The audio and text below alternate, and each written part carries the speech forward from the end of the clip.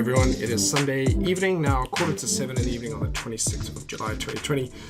Man, this year is just flying by, and I'm going to have a look at commodities. And I'm starting off with gold. So this was a really nice trade.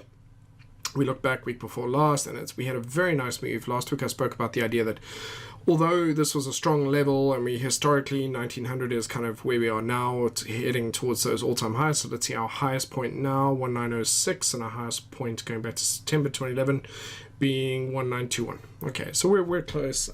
It's significant, and of course 2000 being the next big number that's up ahead, so I'm going to mark that as well.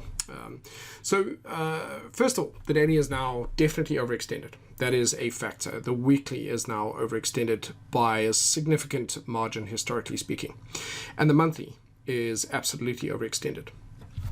So we've got a large candle on the weekly, which usually precedes a bit of a break, and we're overextended on all three time frames. So generally, that is an indication, especially as it's now hit a key level, the amount of energy it took to get here, means that it is now effectively overstretched on multiple time frames, which means that generally speaking, it is reasonable for it to take a breather here. Especially as it's approaching all-time highs. Usually this is a thing that happens in the markets. There are sellers when we reach all-time highs for the second point in history. Usually you get a lot of selling. So I think it is reasonable to expect a pullback on the daily, back down, and maybe another run at this level as well. But I do think that in this area it is now high risk. So I'm just going to mark this as high risk, meaning that I'm not 100% convinced that at this exact point in time we potentially have enough energy to keep going. Of course, if there's a run towards safe havens or some other driving factor, yes, it could continue to push on. This is not ridiculous. It is not parabolic. It's not in bubble territory. It's just in a very good place for it to come back and take a breather. Plus, there's lots of evidence indicating. Basically, there's more evidence supporting the idea of it taking a breather this week than continuing onwards. But having said that, it looked really good at 1800, and it could have taken a breather there as well. So I'm going to be much more risk averse on this this week, where I do anticipate a pullback, and so I'm going to be cautious on it, giving it an opportunity. The time frame that I'm going to be watching will be the 4 hour in terms of waiting for a change in trend. So if it does throughout the next 2-3 days start to produce lower highs, lower lows, that would be an indication to me that the daily is going to take that retracement. So all I really want to say is that although it's nice and healthy, I'm cautious now as we enter this area because there is a good, strong possibility, at least a 60-40, if not 70-30 chance of it taking a breather. I'm not going to trade it to the downside. I would step away, wait for it to come back. In the longer run, I'm still bullish on gold. I anticipate we're going to see it climb. And this is one of the things that most people don't really get to see. If you look at the yearly chart for gold, all we really had was a beautiful pullback. This is a yearly one. Really nice pullback. We've taken off. We've got a really nice bullish candle, and the goal is to continue that trend. How far do I think it could go? I mean, I hear some what I think are ridiculous estimates of 5,000. I think 2,000, 2,500 over the next 2 to 3 years is feasible. Otherwise, if it goes too quickly, we're going to have the same problem that we've had before. This is really nice and stable. I think we're likely to see that at least between now and maybe 2-3 years time. But yes, 2,000, 2,500 is a possibility. But of course, while it is doing that, I reasonably expect it and rationally expect it to take breaks as it goes, and it's due for one now. Doesn't mean it's quitting. It just means it's going to take a breather before it carries on. Could it push on? Yes, it could push on, but it is still high risk in my opinion, so I'll be cautious on that one. Silver as well is definitely overextended and is showing signs of exhaustion. Let's change that back to the weekly. That's a ridiculously large weekly candle bar. That again is entering already unsustainable territories, but what I really like, and that is worth mentioning, and you should get an award for the silver, well done you, is you've broken through a whole lot of historical levels of resistance. That means, ladies and gentlemen, that silver is now free to continue up, and that means that absolutely 2275, sorry, where I am, I beg your pardon, 27 to 3000 is now very much on the table as a reasonable target. Okay, which puts us up here, which means money-making opportunities.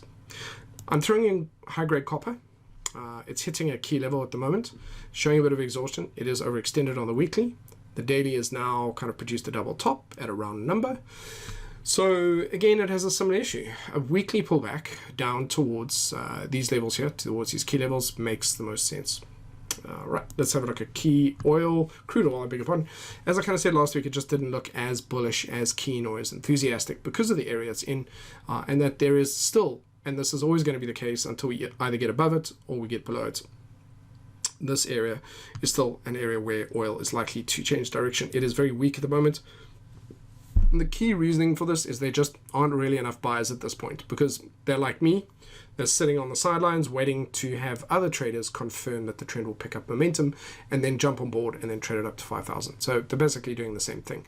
We're in a really good area. We've got a nice candle. If this is the candle size for July, this is a beautiful potential turning point. It's a really nice small, depending on what you want to, how specific you want to be, whether it's a spinning top or a doji, but it's a really nice potential turning point on that. Okay, so a break of the low of that might be a potential move to the downside in this area. So that's really it. It's just weak. All of them are going to be the same. They're pretty much the same. They're highly correlated, somewhere in the region of 90% or more correlated, and so that's what I'm looking for. It doesn't mean I won't trade them. It means I need to see that trend start to pick up momentum and start to look a little bit more bullish, kind of like it did here, and not like this mess over here. That's what they call a hot mess. Let's have a look at sugar. Nothing much happening here. This was the last potential trade setup I was looking at taking. It was really nice, profitable. It subsequently hasn't gone anywhere, and so it's looking weaker and weaker and weaker. It's strong resistance. There's nothing much happening here. I'm going to leave that, and it could be potentially setting up to turn lower. So nobody cares about that. So let's move on to coffee. Beautiful. So coffee Robusta is very much on my watch list this week. Some really nice potential longs on this, waiting for this to come back down. While I'm at it, I'm going to take a quick jump to currencies. This is unusual. I'm going to break routine, go and have a look at this. So I am anticipating a change in direction on pound Aussie. Looks really good. Very nice bullish weekly candle, and it's the same kind of area. Same thing, pound Kiwi was showing massive turning point here. This is very bullish price action. There's no doubt. Now, for newer traders, you've heard of divergence, which is where your indicators diverge with price action. As you become more and more experienced, which is in your future, you will see divergence with your eyes. You don't need the indicators to show you this. So even though we have a slightly lower low here, this combination of the breaks being put on the lows here combined with bullish price action here means that the indicators are going up. So if I just bring them on, if I reduce price, you'll see here automatically the indicators have started to climb, which means that the market is now becoming bullish. Okay, so just wanted to show you that. A little bit of a tip there for newer traders, and let's carry on. So they are my thing. Lumber is also looking really good. It's definitely overextended on the monthly and on the weekly, but principally it's got some nice opportunities in its future. Let's have a look at Bitcoin and Ether. Beautifully, they've followed through, so they've delivered. So Bitcoin is going to try and make it through this 10,000 level. The monthly looks great. That monthly looks very nice and healthy at this point in time. We've got another week or another few days, and it could close lower, but if it closes over that level, I'm feeling more and more confidence that it is going to continue up.